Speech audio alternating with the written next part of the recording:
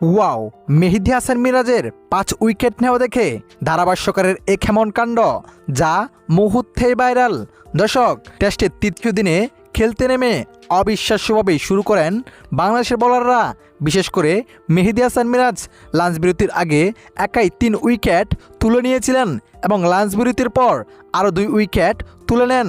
দর্শক, শুরুটা বাংলাদেশে ভালো না গেলেও শেষ দিকে বাংলাদেশে দুর্দান্ত বোলিং, যে বোলিংয়ের তাণ্ডবে ২৭ রানে পিছিয়ে থেকে অল আউট হয়ে যায় শক্তিশালী পাকিস্তান।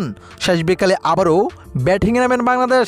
এদিকে মেহেদী হাসান মিরাজের বোলিং তাণ্ডব দেখে এবং ৫ উইকেট নেওয়া দেখে রীতিমতোই অবাক ধারাভাষ্যকাররা চিল্লিয়ে বলতে থাকেন, অবিশ্বাস্য মেহেদী হাসান মিরাজ, তার বোলিংয়ের প্রেমে পড়ে গিয়েছি আমি।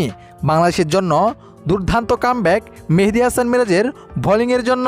তো দর্শক, মেহেদী হাসানের মিরাজ বল আপনার কাছে কেমন লেগেছে অবশ্যই জানিয়ে দিবেন আপনার মতামত এই ভিডিওর কমেন্ট বক্সে। ধন্যবাদ।